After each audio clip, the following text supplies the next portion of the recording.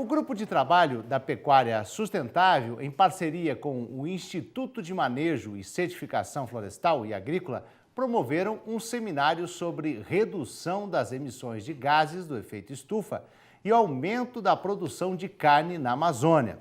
O foco foi mostrar como práticas agropecuárias sustentáveis podem ajudar nesses objetivos. E quem participou do encontro foi o coordenador de produção animal da CNA, Juliano Hoffmann, que está aqui com a gente. Bom dia, seja bem-vindo, Juliano. Bom dia, Lara, bom dia a todos.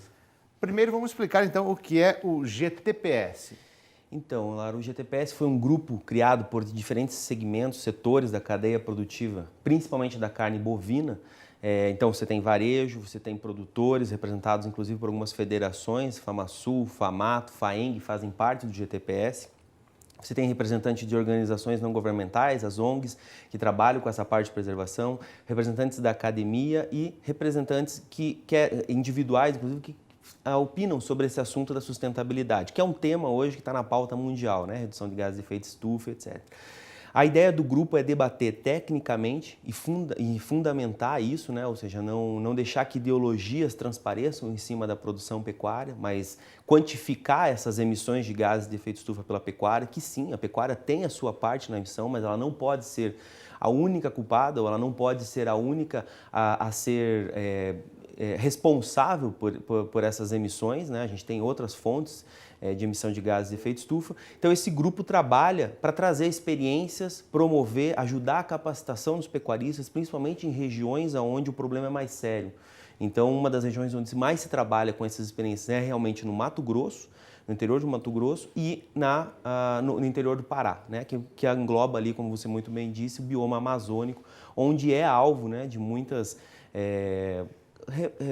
referências em relação a desmatamento, a pecuária como uma parte onde ela eleva essa emissão de gás de efeito estufa, principalmente por pastagens degradadas e etc.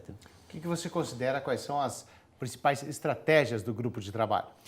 Então, o grupo de trabalho, o GTPS, ele foca muito na parte realmente da recuperação das pastagens, né? Ou seja, na parte em que um solo degradado ou um solo sem vegetação, um solo sem uma pastagem bem constituída, ele realmente contribui muito para a emissão de os gases de efeito estufa e não alimenta corretamente os animais que estão sobre ele. Ou seja, a produtividade desse local é baixa e eu tenho um prejuízo ambiental.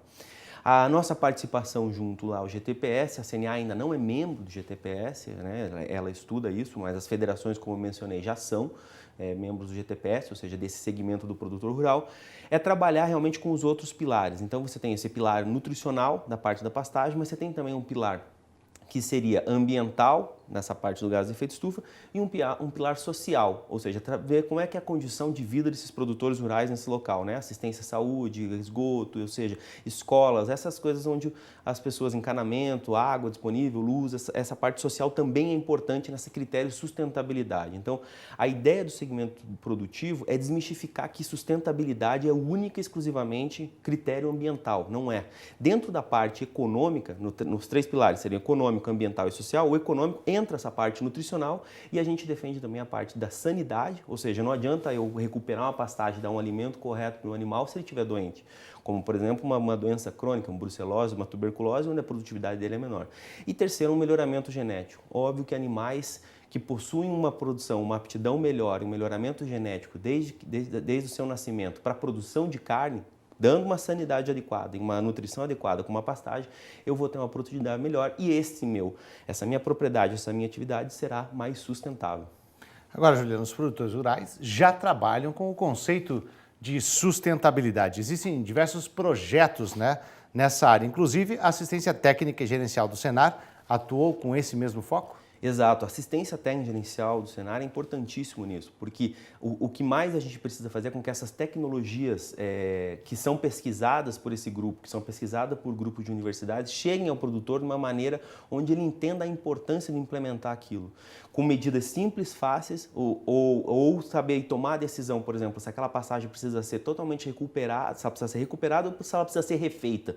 Cada uma desses segmentos, por exemplo, tem um custo diferente para o produtor e isso entra no pilar que a gente comentou, que é o econômico. Então, a assistência técnica gerencial do Senar, ela trabalha nesses estados, tanto na Federação do Pará, né, ou na Famato, que é a Federação do Mato Grosso, opinando nesses grupos e trazendo o produtor para dentro deles, abrindo as porteiras para que possam ser feitos isso. O que a gente não pode admitir hoje, Lara, é mais preconceitos em relação à pecuária ou movimentos que preconizam diminuir o consumo de carne para evitar gases de efeito estufa, né? Então isso é o que a gente tem que estar. O setor produtivo, o sistema CNA, atento para evitar. Não é possível que as pessoas recomendem consumir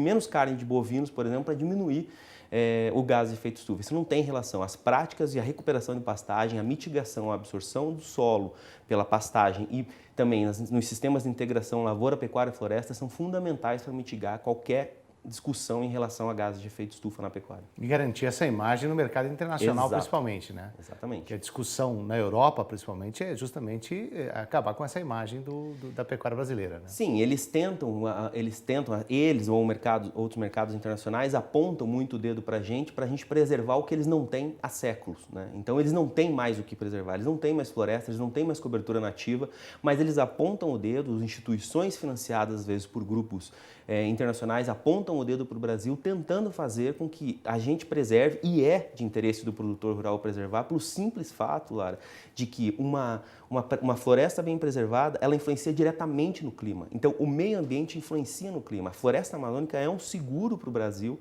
de um clima, de critérios de chuva, de temperatura, que influencia toda a produção agropecuária, tanto de soja quanto de milho. Então, essa preservação ambiental influencia diretamente no clima. Por esse simples fato, o produtor é um parceiro na preservação.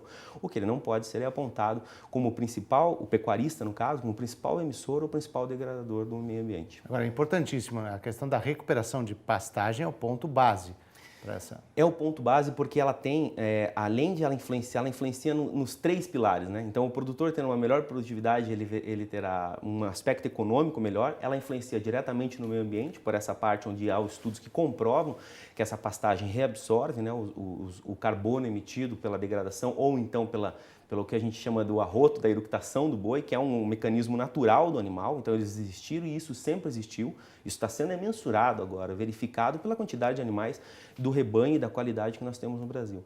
E influencia também nessa parte. Então o produtor tem uma produtividade melhor, melhora o critério social, ou seja, a parte da nutrição, da recuperação ambiental, tanto das áreas que nós temos, aumentar a produtividade com a recuperação de pastagem, impede ou diminui a pressão por você aumentar as áreas. Né? Então, o grupo de trabalho da pecuária sustentável se posiciona contra o desmatamento ilegal. Né? Então, é desmatamento ilegal zero. O desmatamento que ainda é permitido ao produtor, cabe a essas tecnologias mostrar que ele não precisa, que ele pode produzir na mesma área sem ter que abrir novas áreas. Agora, a CNA também trabalha com foco na sanidade e na genética?